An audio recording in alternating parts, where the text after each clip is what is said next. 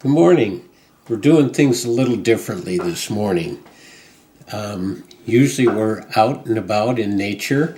This morning I brought nature inside because it's a little bit windy and cold outside, and I want you to be able to see this. So first of all, this is called, it's not scat, it's called an owl pellet. And its another name is owl vomit. And it's not just owls that do this. Sometimes other birds that are predatory birds, so like seagulls, or maybe, I'm not sure about hawks, but some of the other predatory birds do this. And what happens is they eat something and then they just can't digest it. So they throw it up.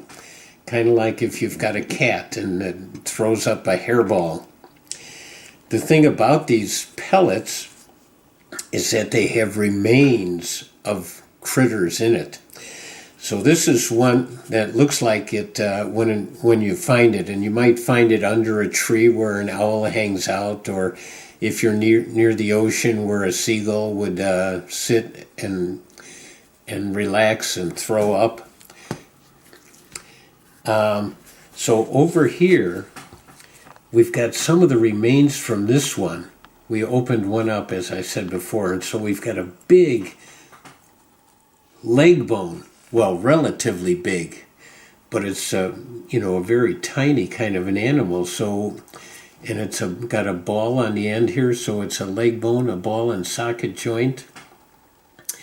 And kind of think what kind of an animal you think it might be from. Also, here's another great clue here. This is a lower jawbone. I'm going to put it right here.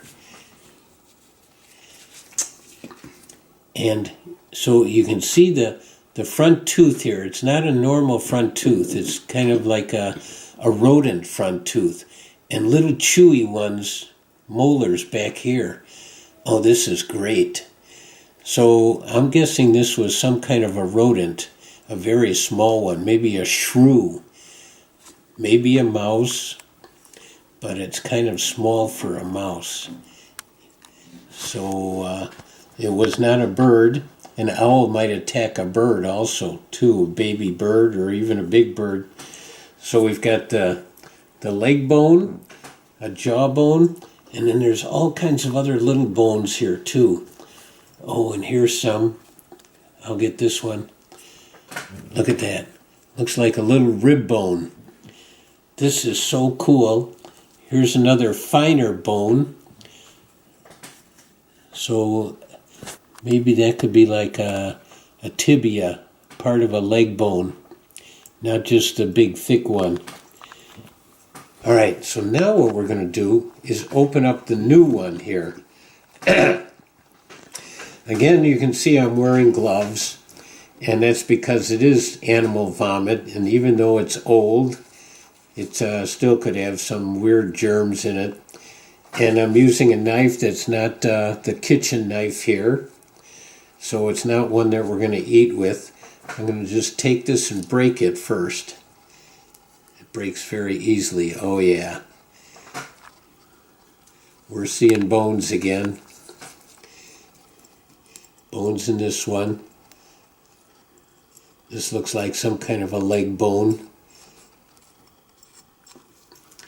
Now we'll open it up. Oh, you can just, going through this with the knife like this, you can feel the hardness in here of the bones. Oh, I'm looking at this one right here. Looks like maybe a tooth again. Oh, yeah. Oops.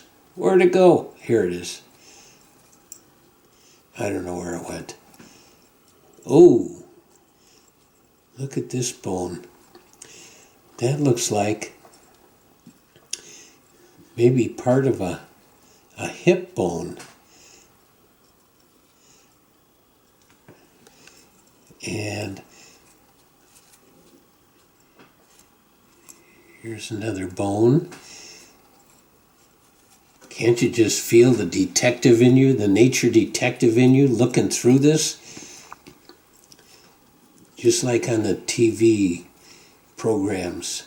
Oh, look at here's another bone. Lots of bones in here. This is great. Let's see here.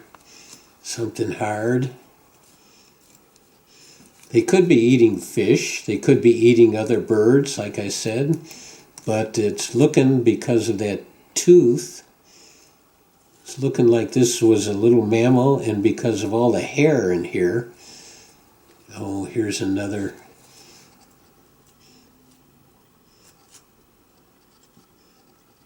Let's see.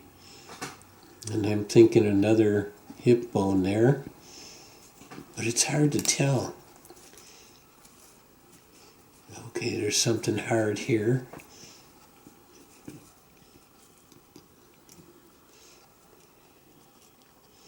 They could be eating sea critters too. Could be eating crabs, crayfish.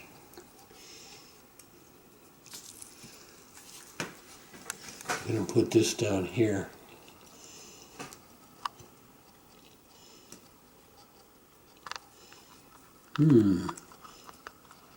There it is. That's an interesting looking bone. I got to think about that one.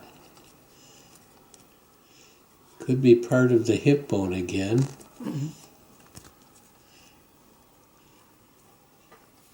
No?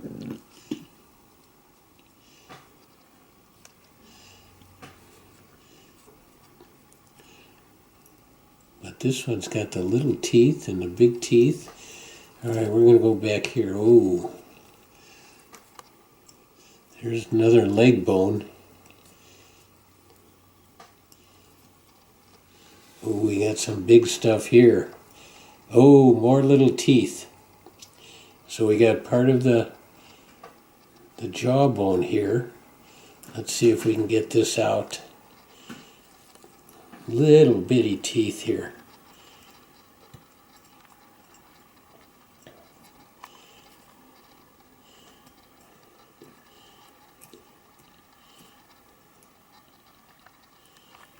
That looks like it could be part of a skull. I'm going to get this one out right here. Oh, we got both sides of a skull here. Oh yeah, look at this. Oh, the lower, oh, this is great. Oh, look at that. So we've got the lower teeth and the lower molars here. Oh yeah. Get some of this hair out of the way if we can. Oh, look at those little teeth. Look like rodent teeth there. Yep, and the little jaws. So maybe it's a very small rodent, like maybe a shrew.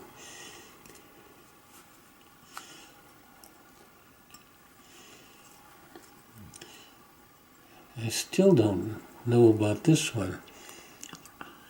Thigh? An eye?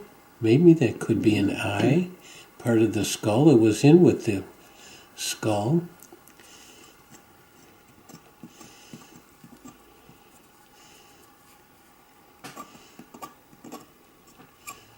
Oh, here we're getting. Oh, look at that. Oh, here's an eye socket. So this, maybe, yep, this looks like the upper jaw. I'm sorry, that was my mistake, yeah.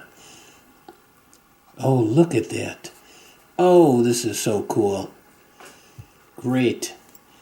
So we would just keep digging in here, looking for all the different bones. Maybe there's, oh, here's another jawbone.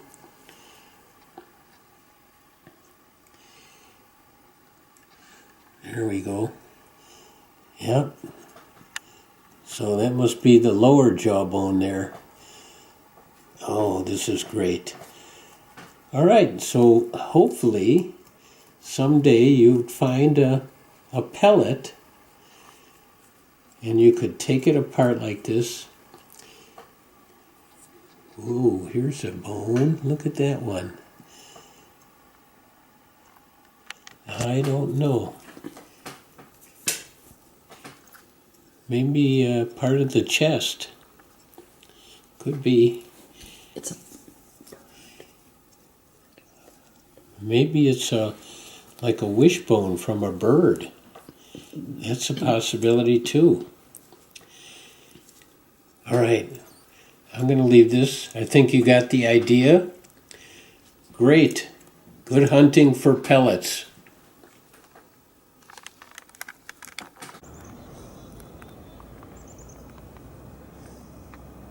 This is the goose in the woods, the one that we're watching. Apparently she's still safe. She's still in one piece. She's very still. Still on the nest.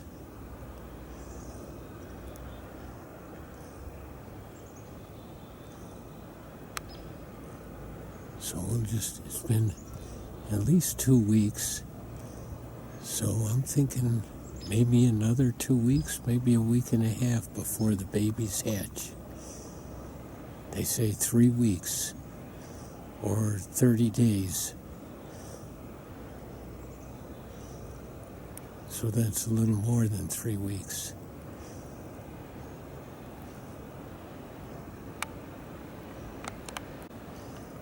This is her surrounding territory here. Look at that tree she's in. What a place. But it just looks so dangerous that a predator could come along and easily attack the nest or attack her.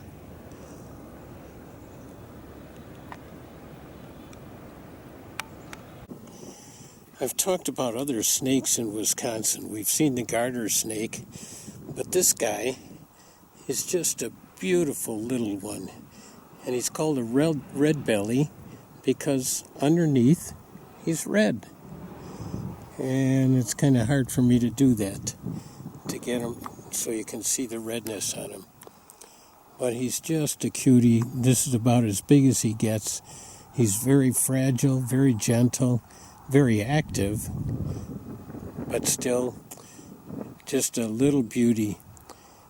And he certainly would not hurt anybody. So we're going to let him go here. He was under this piece of foam. Let's see if I can get a...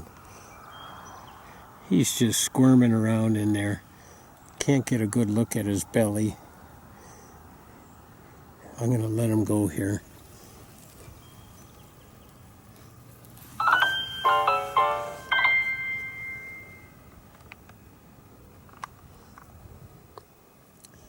Where is he?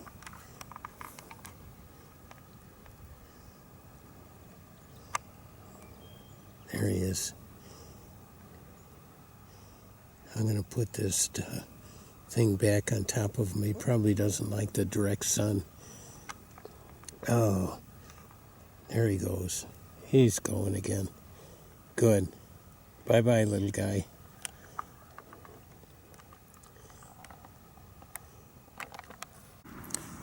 I'm always interested in finding bones, and most of the bones are deer bones around here. But this one, I especially wanted to show you, the hooves. You know, it's a matter of evolution, how way back, maybe a million years ago, the predecessors of deer had feet, paws, but they evolved. The survivors, the strongest, evolved into hooves. And they've got these two here, and then they've got the dew claws back here too. It's just interesting to see and to feel the cartilage like a toenail. I hope this is shining through. What I'm looking at is slime along this piece of material, whatever it is. And the slime, the shiny stuff there, the trail, is from a slug. They just have a layer of slime underneath their body, and and cilia, like little tiny legs that help them crawl around. Yeah, there it is. That's that layer of slime.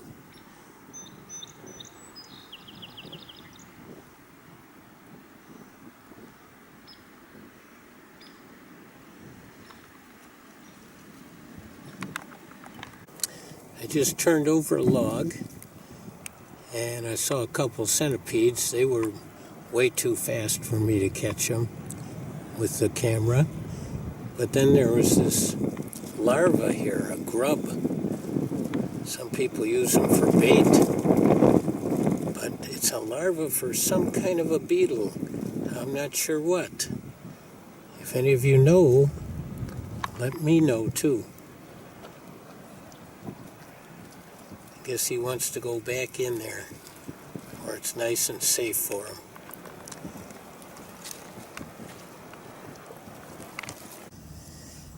I'm back at Mirror Lake, and this is the main beach area here, and this is a volleyball area, but I saw this dugout area, and I thought, oh, maybe there's a turtle nest there, and sure enough, I was right, but I was late.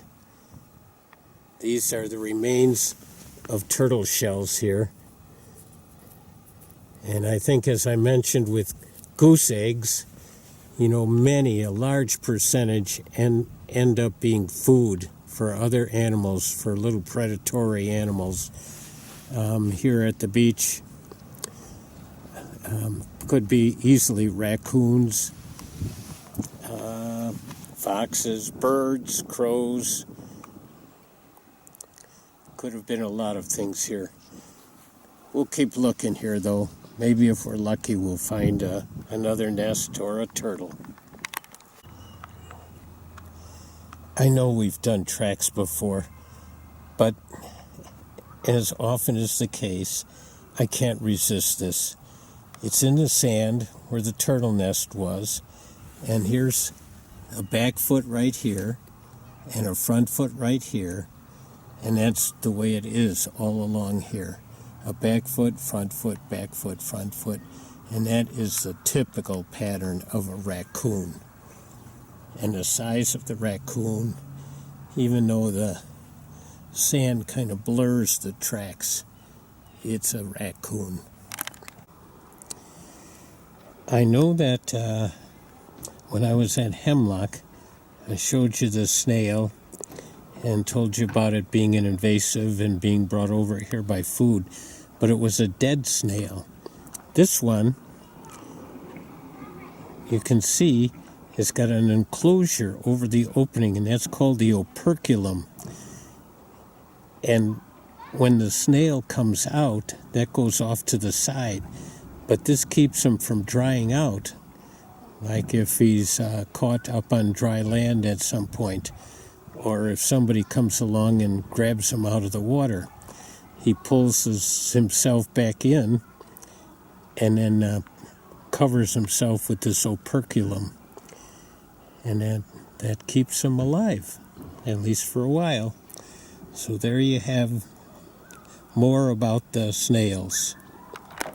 On my way home from Mirror Lake, I spotted this thing up in a tree. And it's an amazing work. It's a bird nest from a Baltimore oriole. They weave this basket and then they hang it from a tree. You know, I have read many times about how smart birds are and how they have invented tools to get different bugs and things. But building a nest like this is a real engineering feat. This looks like an old one, but it's just amazing how they can do that. Baltimore oriole hanging basket.